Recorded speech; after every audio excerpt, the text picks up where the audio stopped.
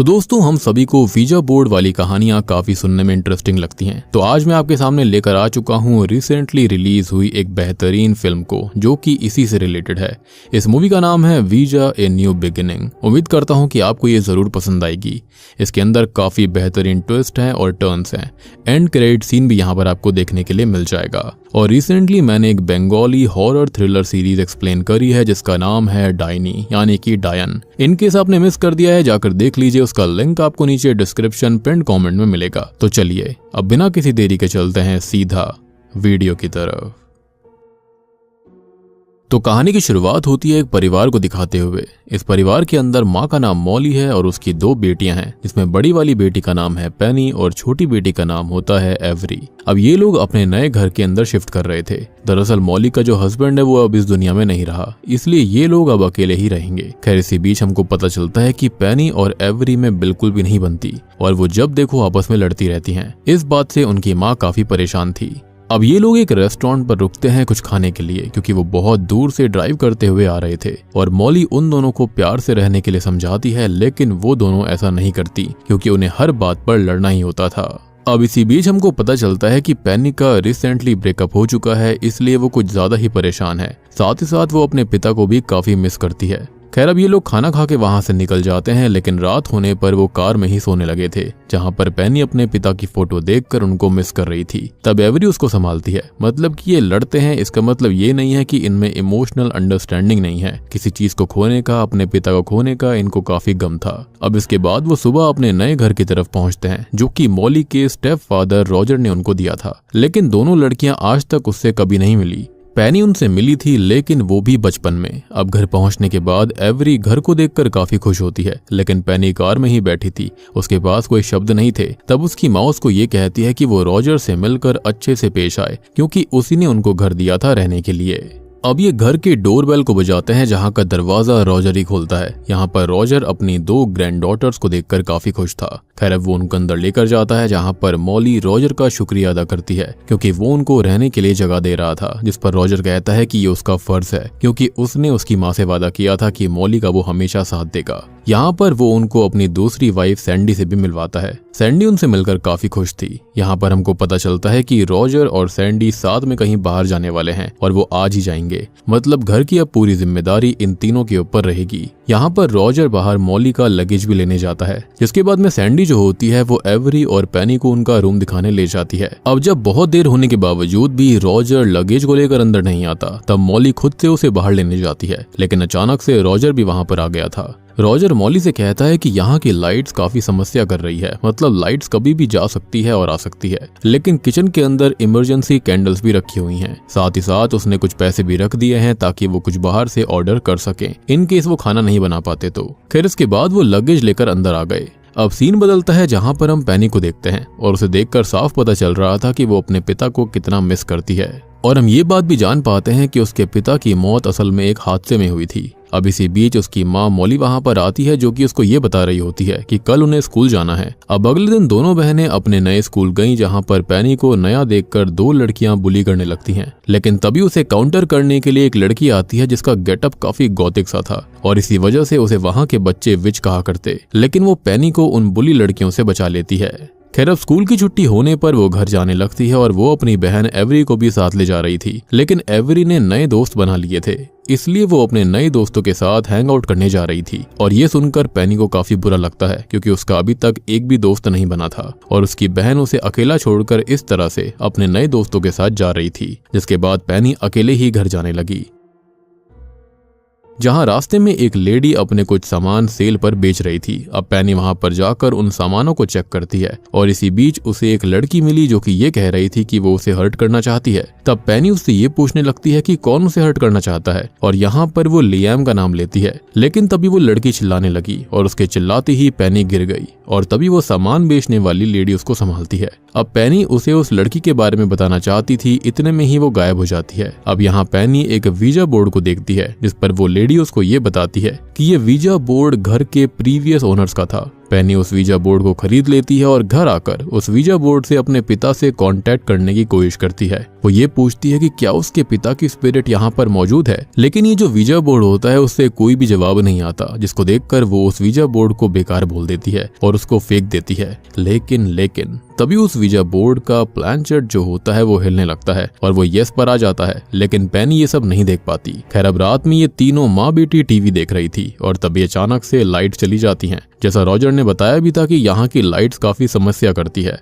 जिसके बाद Molly candles लाती है जो कि उसने किचन में ही रखी थी। अब अगले दिन हम पेनी को देख पाते हैं जो कि उसी गौतिक लड़की से बात करती है जिसका नाम हार्पर था। वो हार्पर से पूछती है कि क्या वो उसके साथ चलेगी उसके घर पर वीजा बोर्ड खेलने के लिए, क्योंकि उसे इस्तेमाल करने के लिए 2 लोगों की जरूरत होती है। और यहाँ पेनी उससे कुछ भी नहीं छुपाती, वो उसको सीधा बता देती है कि वो अपने मृत पिता की स्पिरिट को बुलाने वाली है और वो तब खत्म हुई थी जब पेनी काफी छोटी थी। अब उसकी बातें सुनकर हार्पर क्यूरियस हो जाती है और इसलिए वो उसको हाँ कर देती है। अब दूसरी ओर हम एक आदमी को देखते हैं जो कि जॉगिंग कर रहा था, लेकिन ट्रैक पर भागते हुए उसे घास के बीच एक लाश मिलती है, जिसको देखकर वो पुलिस को कॉल करता है। अब सीन चेंज होता है जहां पर पेनी और हार्पर पेनी के घर आए थे, जहां पर शेरिफ भी मौजूद थी। दरअसल कोई शख्स उनके घर के सामने एक मरी हुई बिल्ली फेंक गया था। मॉली अपनी बेटी को जल्दी से एवरी को कॉल करने के लिए कहती है। अब दोनों लड़कियां रूम में आ जाती हैं और वो उस वीजा बोर्ड को इस्तेमाल करने वाले थे, लेकिन माहौल बनाने के लिए पेनी कैंडल्स भी जला देती है। अब एवरी वीजा बोर्ड देखकर काफी क्यूरियस हो गई थी और वो उसे एक खेल समझ रही होती है। वो उन दोनों से ये कहती है कि वो भी उनको ज्वाइन करेगी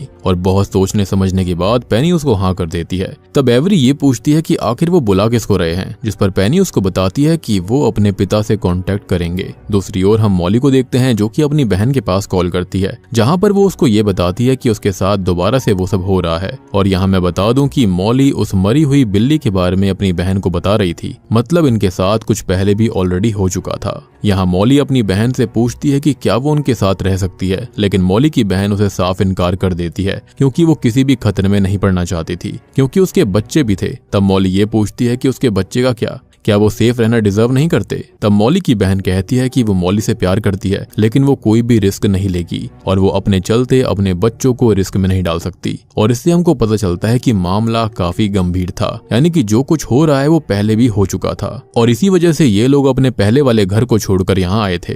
खैर दूसरी ओर वो तीनों स्पिरिट से संपर्क करने की कोशिश कर रहे थे, लेकिन कुछ भी नहीं होता। तब हार्पर कहती है कि पहले पेनी को अपने आप को ओपन करना पड़ेगा स्पिरिट वर्ल्ड से, तभी वो कांटेक्ट कर पाएगी। तब पेनी ऐसा ही करती है और वो ये कहती है कि वो अपने आप को स्पिरिट वर्ल्ड से जोड़ रही है ताकि वो स्पिरिट से संपर्क कर सके। और बस उसका इतना ही कहना काफी था। वो प्लानचेट अपने आप हिलने लगा। ये देखकर उन तीनों के होश उड़ गए। पेनी को लगा कि ये सब एवरी का काम है, लेकिन एवरी ने कुछ नहीं किया था। अब दूसरी ओर मॉली को गेट के बाहर कोई दिखता है और फिर वो गेट खुल गया था और ये देखकर मॉली भी डर जाती है। वो गेट लगाने जाने लगती है और यहाँ मॉली काफी डर गई थी। वो ये कहती है कि अगर वो ऐसे ही जगह बदलते रहेंगे तो वो उन्हें नहीं ढूंढ पाएगा। मतलब कि मॉली किसी से बचकर भाग रही थी, लेकिन वो कौन है ये अभी हमको नहीं पता। लेकिन हमें एक बात और पता चलती है कि मॉली और उसकी बेटियां कई जगहें बदल चुकी हैं और इसका रीजन था किसी के प्रति डर।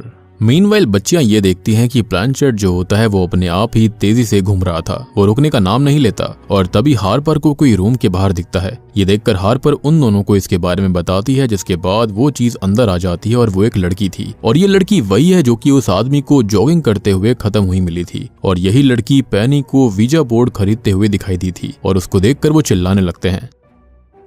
जिसके बाद मॉली शेरिफ चार्ली यानी कि शार्लेट को बुलाती है, जिसके बाद उन तीनों से पूछा जाता है कि आखिर हुआ क्या, जिस पर वो लोग उनको सारी बात बताते हैं कि किस तरह से वो लड़की उनके रूम में आई। लेकिन यहाँ पर उनको लग रहा था कि वो लड़की जो थी वो दरवाजा खुला होने की वजह से आ गई होगी, लेकिन यहाँ हार्पर उस लड़की को जानती थी और वो लड़की 3 मिनट पहले ही गायब हो गई थी। हालांकि हार्पर को इस बात की कंफर्मेशन नहीं थी कि वो लड़की ही होगी। अब यहाँ पर उनमें से कोई किसी को भी क्लू नहीं था कि आखिर वो लड़की है कौन। खैर यहाँ पेनी को कब से उसकी माँ से एक बात पूछनी थी और वो ये थी कि वो इतने समय से घर बार बार बदल क्यों रहे हैं, क्योंकि अब तक बच्चियों ने कोई भी सवाल नहीं किया था। और इन सब चीजों से पेनी अब बिल्कुल थक चुकी थी और वो अपनी माँ को कोसने लगती है, क्योंकि बार बार घर को ऐसे चेंज करना फ्रस्ट्रेशन वाला काम था। और तो और उसे ये भी नहीं पता था कि आखिर वो ये सब कर क्यों रहे हैं, यानी कि बच्चियों को एक जस्टिफाइड एक्सप्लेनेशन जरूर चाहिए थी। अब तभी पेनी और उसकी माँ मॉली में बहस हो जाती है, जिसके बाद हार्पर वहां से चली जाती है। उन दोनों की बहस में पेनी उसकी माँ को ये कहती है कि वो उससे नफरत करती है, जिस पर मॉली भी सेम बात बोल देती है। अब पेनी वहां से अपने रूम में आ गई थी जहां पर उसकी बहन एवरी उसको संभालती है, लेकिन हमको पता चलता है कि मॉली उन्हें किसी चीज से बचाना चाहती थी और वो क्या है हमको बिल्कुल भी आइडिया नहीं है। इधर पेनी और एवरी अपने पिता की पुरानी बात याद करने लगते हैं जब वो उन्हें कहानियां सुनाया करते थे, लेकिन पेनी ये कहने लगती है कि जिसे उन्होंने उस वीजा बोर्ड से समन किया था वो उसके पिता की स्पिरिट थी और उसे ये लगा कि ये सब फन के लिए कर रहे थे और ऐसा इसलिए था क्योंकि एवरी इस चीज को रिवील करती है कि वही थी जो कि उस प्लैनचेट को हिला रही थी। उसे ऐसा लगा कि वो ये सब मस्ती के लिए कर रहे हैं और ये सुनकर पेनी एवरी के ऊपर बहुत ज्यादा भड़क जाती है और वो उसे अपने से दूर भेज देती है और दरवाजा भी लगा लेती है। अब थोड़ी देर के बाद में मॉली जो होती है वो पेनी को मनाने आती है, लेकिन वो अपनी माँ को ही भगा देती है, ये कहते हुए कि उसे उसकी जरूरत नहीं है और वो उसे अकेला छोड़ दे। और उसके जाने के बाद वो दोबारा अकेले ही अपने पिता के स्पिरिट से संपर्क करने लगती है, लेकिन इस बार वो कांटेक्ट करने में कामयाब हो गई थी और वो अपने पिता से बात कर रही थी। वो स्पिरिट उसे उसके पास आने के लिए बोल रही होती है और हुआ भी कुछ ऐसा ही था। ये स्पिरिट उसके रूम के अंदर आ जाती है, लेकिन हम देखते हैं कि ये स्पिरिट उसके पिता की नहीं बल्कि किसी शैतानी आत्मा की थी। अब इस चीज को देखकर पेनी काफी डर जाती है और चिल्लाने लगती है। खैर अब अगले दिन उसकी माँ और एवरी उसके रूम के बाहर आए थे उसे उठाने के लिए क्योंकि स्कूल के लिए देरी हो रही थी। तभी पेनी बाहर आती है और अब उसके हाव भाव बिल्कुल बदल चुके थे, साथ ही साथ हम उसके कुछ बालों को सफेद भी देख पाते हैं। अब सीन स्कूल पर आता है जहां पर पेनी हार्पर से मिलती है। इसी बीच वो दो बुली लड़कियां भी आती हैं, लेकिन वो उन दोनों को कुछ नहीं कहती, लेकिन इस बार पेनी उनसे भिड़ने लगी और वो उनको उल्टा सीधा कहती है और ये काफी अजीब था क्योंकि पेनी कभी ऐसा नहीं करती थी और ये देखकर हार्पर भी हैरान हो गई थी कि उसका बर्ताव कैसे बदल गया। अब यहाँ वो दो बुली लड़कियां उसे ये कहती हैं कि अभी खत्म नहीं हुआ है और इतना कहकर वो वहां से चली जाती हैं। यहाँ पर हार्पर पेनी के इस नए बर्ताव को देखकर काफी ज्यादा शॉक्ड थी और उसे ये बिल्कुल भी पसंद नहीं आया था। हार्पर पूछती है कि उसे हुआ क्या है, जिस पर पेनी कहने लगती है कि वो उसके घर आए ताकि वो दोनों खत्म हुए लोगों से बात कर सकें। अब इसके बाद सीन क्लास की तरफ शिफ्ट होता है जहां पर क्लास के बाद पेनी अजीब सा स्केच अपनी नोटबुक में बना रही थी, जिसे उसकी टीचर देख लेती है और वो उससे ये पूछती है कि उसे हुआ क्या है, लेकिन वो बिना जवाब दिए ही वहां से चली जाती है। एक बात तो साफ थी कि जब से उसने वो गेम खेला था और रात से जब वो स्पिरिट वहां आई है तब से उसे कुछ हो चुका है। अब दूसरी ओर प्रिंसिपल जो होती है वो एवरी को ऑफिस बुलाती है और उसको ये कहती है कि उसे पता है कि वो किन स्थितियों से गुजर रही है जब से उसके पिता की मृत्यु हुई है। क्या वो इस बारे में उनके काउंसलर से बात करना चाहती है ताकि उसे बेटर फील हो। खैर छुट्टी में स्कूल के एग्जिट गेट पर ढेर सारी भीड़ लगी हुई थी और यहाँ हम हार्पर को देखते हैं जो कि पेनी को बताने लगी है कि जो लड़की उनके रूम में आई थी वो पुलिस को मृत हालत में मिली है। शायद वो खत्म होने से पहले उनके रूम में आई होगी, लेकिन हमें पता है कि वो मरने के बाद ही उनके रूम में आई थी, मतलब कि वो उसकी स्पिरिट थी। लेकिन इस बात से पेनी को कोई भी फर्क नहीं पड़ता और वो बहुत ही वियर्ड चीज थी। अब वो और हार्पर साथ में घर जाने लगते हैं कि तभी वो दोनों बुली लड़कियां उन्हें रोक लेती हैं और यहाँ वो हार्पर को विच बुलाने लगी थी। वो दोनों उस पर इल्जाम लगाती हैं कि उसने ही उस लड़की को कर्ज करके खत्म किया होगा, जो कि एकदम बकवास बात थी। अब यहाँ हार्पर उनके मुंह लगने लगती है, लेकिन बीच में पेनी आ गई थी। वो उन दोनों लड़कियों को छूती है और ये कहती है कि ब्लीड, और इतना कहते ही वो चली गई। लेकिन उनके जाने के बाद उन दोनों बुली लड़कियों के मुंह से खून आने लगता है, मतलब कि ये लड़की पेनी नहीं बल्कि कोई और ही है, या फिर ये कह सकते हैं कि के अंदर किसी शैतानी आत्मा का वास हो गया था। तभी हम मॉली को देख पाते हैं जो कि कपड़े धो रही थी और इसी बीच एक कपड़े में से एक हैमर निकलता है जो कि शायद से खून से लथपथ था। खैर इसके बाद पेनी और हार्पर घर आ गए थे, जहां पर घर पर मॉली जो होती है वो पेनी से एवरी के बारे में पूछने लगती है, लेकिन एवरी तो उनके साथ थी ही नहीं, जिस पर उसकी माँ उस पर चिल्लाने लगती है कि उसने कितनी बार बोला है कि वो अपनी बहन एवरी को साथ रखा करे। लेकिन यहाँ पेनी बिना जवाब दिए ऊपर चली जाती है, जिसके बाद मॉली एवरी को कॉल करती है और उसको लेने जाती है। तभी पेनी और हार्पर वीजा बोर्ड खेल रहे थे और हार्पर ये पूछती है कि उन्हें संपर्क किससे करना चाहिए, जिस पर वो ये कहती है कि उन्हें पेनी को ही संपर्क करना होगा। और ये सुनकर हार्पर को काफी अजीब लगता है कि पेनी तो उसके सामने ही बैठी थी, लेकिन यहाँ पेनी कहती है कि वो उसे ही संपर्क करेंगे और हार्पर इसे पेनी का मजाक समझती है।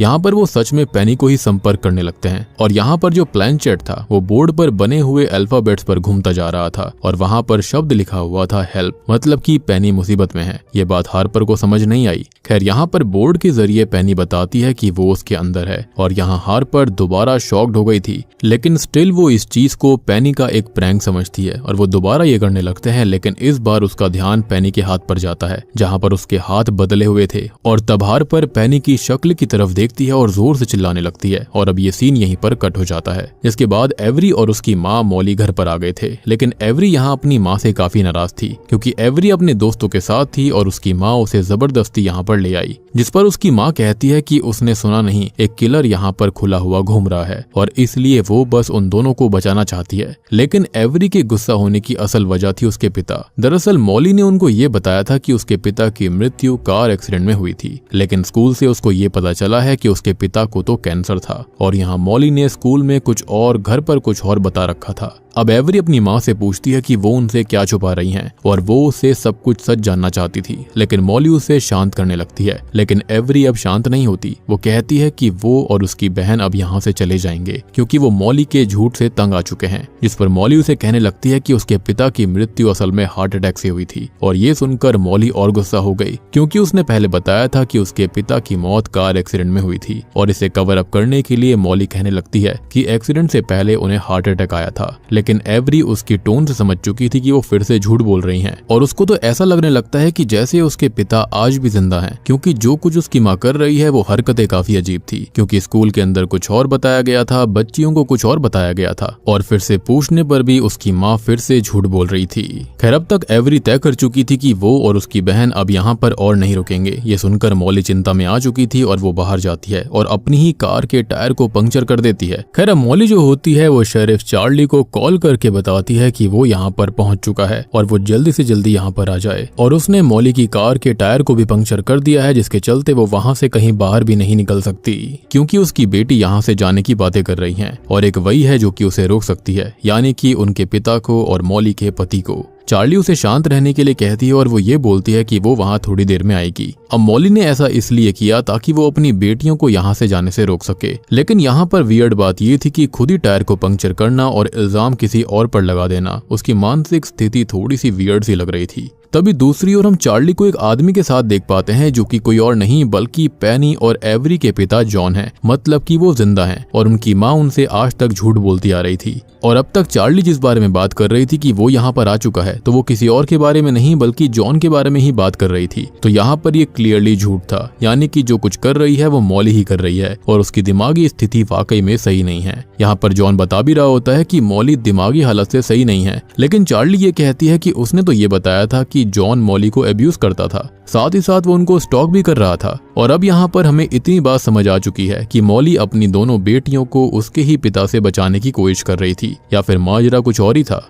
खैर जॉन ये बताता है कि मॉली एवरी के पैदा होने के बाद से पागल सी हो गई थी और उसने अपनी बेटी एवरी को ही खत्म करने की कोशिश करी, लेकिन जॉन ने उसको बचा लिया था। जिसके बाद कोर्ट में सुनवाई करी गई, जहां पर कोर्ट ने मॉली को दिमागी रूप से कमजोर पाया और उसकी दोनों बेटियों से अलग कर दिया। लेकिन उन्होंने कभी कभी उसे दोनों बेटियों से मिलने की परमिशन दे दी थी और इसी का फायदा उठाते हुए एक दिन मॉली दोनों बेटियों को लेकर भाग गई और वो तब से भागती आ रही है और यही कर रही है। और उसका ये वाला पता उसे मॉली की बहन से ही पता चला था। और अब आपको समझ में आया होगा कि मॉली ने अपनी बहन से जो कुछ कहा था, तो उसकी बहन उसको यहाँ पर सपोर्ट क्यों नहीं कर रही थी, क्योंकि वो भी जानती थी कि मॉली दिमागी हालत से थोड़ी कमजोर है। अब सबसे बड़ी बात यह है कि मॉली ने अपने दिमाग में एक दुनिया बना ली है जहाँ पर जॉन सबको अब्यूज करता है और उसकी दोनों बेटियां सुरक्षित नहीं है, जिसके चलते ही वो ऐसा करती है। अब इस बात को तो सुनकर चार्ली कार्प नाम के एक बंदे को मॉली के घर पर भेजती है ताकि वो पता कर सके कि वो दोनों लड़कियां सेफ है या फिर नहीं और सच कौन बोल रहा था। तभी हम पेनी को देखते हैं जो कि आधी रात को बाहर थी। तभी उसकी बहन एवरी वहां पर आती है और वो उससे हार्पर के बारे में पूछने लगती है, क्योंकि हार्पर की कार अब तक यहीं पर थी लेकिन हार्पर कहीं नहीं मिली।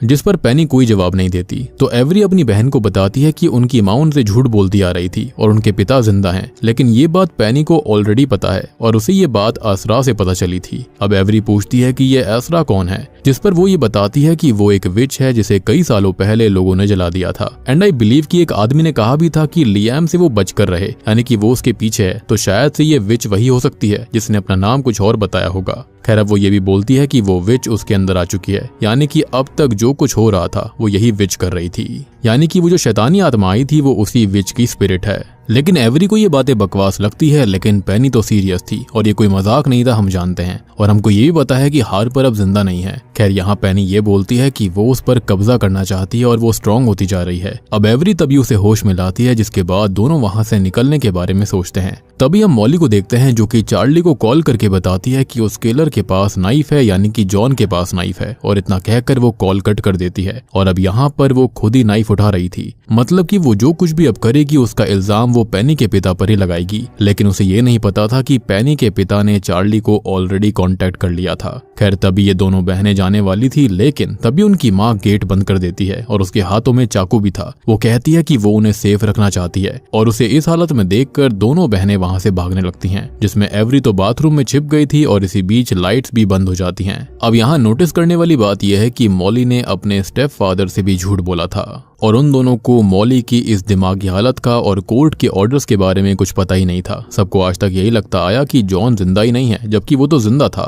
और बेचारे रॉजर और उसकी पत्नी के पीठ पीछे उनके घर में ये सारी चीजें चल रही थी जो कि उनको पता तक नहीं थी। या तो फिर ये भी हो सकता है कि उनको सब कुछ पता होगा, आसपास में विच रहती है ये भी पता होगा और वो जानबूझकर उसको वहीं पर छोड़कर चले गए, क्योंकि स्टार्टिंग में रॉजर का वियर्ड सा बर्ताव इस चीज को दर्शाता भी है। एनीवेज अब चार्ली के कहने पर कार्प वहां पर आ चुका था, जो कि घर के अंदर घुस जाता है, लेकिन घर के अंदर आते ही उसे टेबल के पीछे उसी विच की झलक दिखाई देती है और उसने उसके ऊपर हमला कर दिया था, जिससे कि कार्प वहीं पर खत्म हो गया। अब इसी बीच चार्ली, उसका साथी और जॉन वहां पर आ जाते हैं। चार्ली अपने साथी को बाहर चेक करने के लिए कहती है। तभी चार्ली और जॉन अंदर जाने लगे, जहां पर उन्हें कार्प की लाश मिलती है, जिसके बाद वो लोग ऊपर जाते हैं जहां पर एवरी थी। अब एवरी अपने पिता को देखते ही उनसे गले लग जाती है, लेकिन उनकी माँ वहां पर नहीं थी। अब चार्ली के साथी को एक काला साया भागता हुआ नजर आता है, लेकिन चेक करने पर वो पेनी निकलती है। अब हम जानते हैं कि पेनी के अंदर वही विष थी, इसलिए ऐसा हुआ और पेनी ने ही कहीं ना कहीं कार्प को मारा था, या फिर ये कहें कि इनडायरेक्टली विच ने ऐसा किया और उस विच ने पेनी के शरीर पर कब्जा कर लिया था और उसकी स्पिरिट को कहीं पर कैद कर दिया, जो कि हार्पर के सामने हेल्प के लिए बोल भी रही थी, यानी कि उस प्लानचेट और वीजा बोर्ड की मदद से। अब हम चार्ली को देख पाते हैं, जो कि मॉली की तलाश में बाहर आई थी कि तभी मॉली वहां पर आ जाती है और चार्ली के ऊपर हमला करने लगती है, लेकिन चार्ली ने उसे एक गोली मार दी थी और उसको खत्म कर दिया था। अब सीन बदलता है, जहां पर क्राइम सीन पर रिपोर्टिंग हो रही थी और यहाँ चार्ली बताती है कि उन्हें यहाँ से हार्पर की लाश मिली है और जैसा मैंने बताया कि मुझे पहले ही पता चल गया था कि हार्पर खत्म हो गई होगी और हार्पर और कार्प को मॉली ने ही खत्म किया था। लेकिन हम जानते हैं कि हार्पर और कार्प की मौत में मॉली का कोई भी हाथ नहीं था, ये सब असल में इस विच ने किया था और सभी इस बात से अनजान थे। खैर इसके बाद चार्ली दोनों बच्चियों को कॉफी देती है, जहां पर हम पेनी को हंसते देखते हैं, मतलब कि वो विच उसके अंदर थी। अब सीन बदलता है, जहां पर दोनों बच्चियां अपने पिता के नए घर में शिफ्ट हो रही हैं, लेकिन यहाँ पेनी के अंदर आज भी वो आत्मा है, यानी कि विच है। अब तभी हम जॉन की दूसरी बीवी को भी देख पाते हैं। अब जॉन वहां पर आता है पेनी से मिलने के लिए, जहां पर वो उससे ये पूछता है कि क्या उसे उसका रूम पसंद आया, जिस पर पेनी हाँ बोलती है और अब जॉन वहां से चला जाता है। वो अपनी बच्चियों को पाकर काफी खुश था, लेकिन हम पेनी के सूटकेस में देखते हैं, जहां पर वो अपने साथ उस वीजा बोर्ड को भी लेकर आई थी, यानी कि वो विच उसी से जुड़ी हुई है और इसका मतलब साफ था कि अब होगा मौत का तांडव। अब इसके बाद में हम एक पोस्ट क्रेडिट सीन देखते हैं, जहां पर हमें एक आदमी नजर आता है जो कि ये कहता है कि ये सब फिर से शुरू हो चुका है, यानी कि उसे पहले पता था कि नेबरहुड के अंदर ये सब ऑलरेडी घटित हो चुका है और वो ये सब समझ गया था कि अब ये पेनी, एवरी और उसके परिवार के साथ में घटित होगा। और बूम, इसी के साथ में ये मूवी यहीं पर खत्म हो जाती है। तो दोस्तों ये थी visa a new beginning movie की कहानी। अब यहाँ पर हम कुछ चीजों के बारे में बात करेंगे, जैसे कि वो लड़की जिसकी लाश उस जॉगिंग करने वाले बंदे को मिली थी और फिर वो वीजा बोर्ड खेलते वक्त पेनी के रूम में आई थी। तो हो सकता है कि दोस्तों उस लड़की को पेनी की माँ मॉली ने ही खत्म कर दिया होगा और इसका रीजन ये था ताकि वो सबको विश्वास दिला सके कि ये जगह सेफ नहीं है और वो जो है वो अपनी बेटी को इन चीजों से बचाने की कोशिश कर रही है। मतलब कि यहाँ पर पेनी की माँ पूरी तरह से साइको थी। खैर यहाँ पर जो मूवी थी ना वो लो बजट के हिसाब से काफी अच्छी बनाई गई है और इसका एंड वाला ट्विस्ट भी काफी सही था। अब हमने एंड क्रेडिट सीन के अंदर एक आदमी को देखा जो कि उस विच शायद से अजारा के बारे में जानता होगा, या फिर ये हो सकता है कि उसके साथ पहले ऐसा हुआ होगा जो कि इन सब से ही जुड़ा हुआ है। शायद आगे जाकर हमको इसका सीक्वल भी देखने के लिए मिल सकता है। तो उम्मीद करता हूँ कि अब आपको ये सारी चीजें समझ में आ गई होंगी कि आखिरकार यहाँ पर सीन क्या था। जॉन कभी खत्म हुआ ही नहीं था, सारी लड़कियां यहाँ पर बिना मतलब परेशान थी। सबसे बड़ी बात कि अगर इनकी माँ ने पहले ही बता दिया होता कि उसके पिता जिंदा हैं तो कभी भी वीजा बोर्ड का इस्तेमाल ये लड़कियां करती ही नहीं, ना ही वो असारा नाम की जो विश थी वो यहाँ पर आती और पेनी के ऊपर कब्जा करती। उसे तो खाली एक शरीर चाहिए था जिसके चलते वो इस नेबरहुड को छोड़ सके और ऐसा उसने कर दिया था। और अब आगे चलकर पता नहीं वो कैसे कैसे काले जादू या फिर क्या क्या करने वाली है, क्योंकि उसको तो खाली एक शरीर ही चाहिए था। तो उम्मीद करता हूँ कि आपको वीडियो पसंद आई होगी, समझ में आई होगी। तो वीडियो अच्छी लगी है तो लाइक कर दीजिए, चैनल के ऊपर नए हो तो सब्सक्राइब कर लो। और मैंने रिसेंटली एक्सप्लेन करी है एक बहुत बेहतरीन बंगाली थ्रिलर सीरीज जिसका नाम है डायनी यानी कि डायन। इनकेस आपने मिस कर दिया है जाकर देख लीजिए, उसका लिंक आपको नीचे डिस्क्रिप्शन पिन कमेंट में मिल जाएगा।